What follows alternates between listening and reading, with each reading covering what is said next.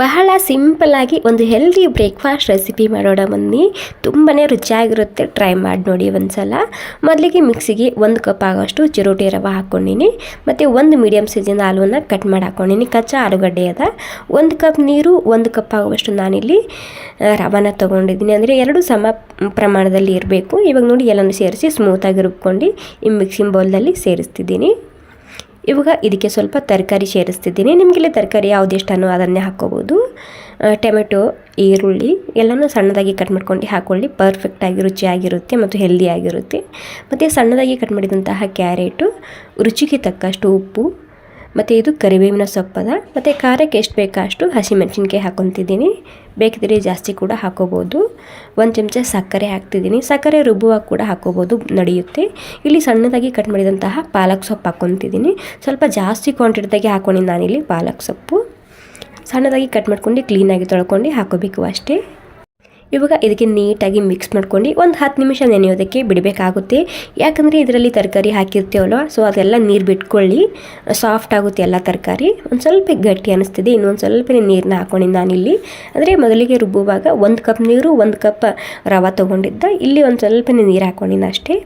ಇವಾಗ ನೋಡಿ ಈ ರೀತಿಯಾಗಿದೆ. ಎಲ್ಲನೂ ಸೇರಿಸಿ ಮಿಕ್ಸ್ ಮಾಡ್ಕೊಂಡು ಒಂದು 10 ನಿಮಿಷ ನೆನೆಯೋದಕ್ಕೆ ಬಿಡಬೇಕು. ಇವಾಗ ನೋಡಿ 10 ನಿಮಿಷ ಆಗಿದೆ. ಇವಾಗ 10 ನಿಮಿಷ ಬಿಡೋದ್ರಿಂದ ಏನಾಗುತ್ತೆ, ಎಲ್ಲ ತರಕಾರಿ ಪೂರ್ತಿಯಾಗಿ ಸಾಫ್ಟ್ ಆಗುತ್ತೆ.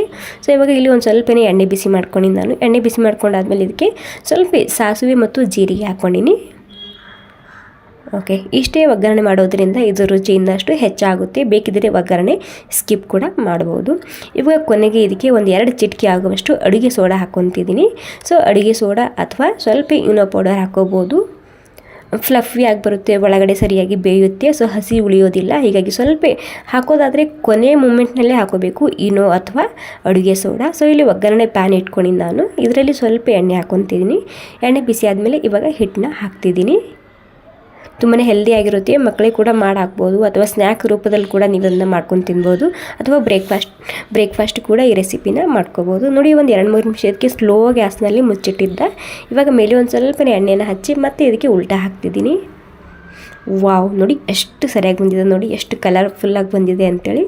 ಸೊ ಉಲ್ಟಾ ಕೂಡ ಸರಿಯಾಗಿ ಕ್ರಿಸ್ಪಿ ಆಗಲಿದ್ದು. 2 ಸೈಡ್ನಲ್ಲಿ ತುಂಬಾ ಕ್ರಿಸ್ಪಿ ಆಗುತ್ತೆ, ಒಳಗಡೆ ತುಂಬಾ ಸಾಫ್ಟಾಗಿ ಮೃದುವಾಗಿರುತ್ತೆ ಈ ಹೆಲ್ದಿ ಬ್ರೇಕ್ಫಾಸ್ಟ್ ರೆಸಿಪಿ.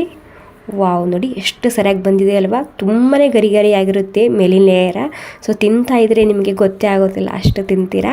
ಓಕೆ, ನಮ್ಮ ಹೆಲ್ದಿ ಬ್ರೇಕ್ಫಾಸ್ಟ್ ರೆಸಿಪಿ ರೆಡಿಯಾಗಿದೆ. ನಿಮಗೆ ಸ್ವಲ್ಪನಾದರೂ ಇಷ್ಟ ಆಗಿದ್ರೆ ಒಂದು ಲೈಕ್ ಮಾಡಿ. ಸೊ ಖಂಡಿತ ನೀವು ಕೂಡ ಒಂದ್ಸಲ ಟ್ರೈ ಮಾಡಿ ನೋಡಿ, ಈ ಒಗ್ಗರಣೆ ಪ್ಯಾನ್ ಇದ್ದರೆ. ಸೊ ಇಲ್ಲಾಂದರೆ ಇದೇ ಹಿಟ್ಟಿನಲ್ಲಿ ನೀವು ಉತ್ತಪ್ಪ ಕೂಡ ಮಾಡ್ಕೋಬೋದು, ಅಥವಾ ಫಡ್ ಇದ್ದರೆ ಫಡ್ ಕೂಡ ಮಾಡ್ಕೋಬೋದು ಇದೇ ಹಿಟ್ಟಿನಲ್ಲಿ. Okay, thank you so much. ಇಷ್ಟ ಆಗಿದ್ರೆ ಒಂದು ಲೈಕ್ ಮಾಡಿ. Thank you.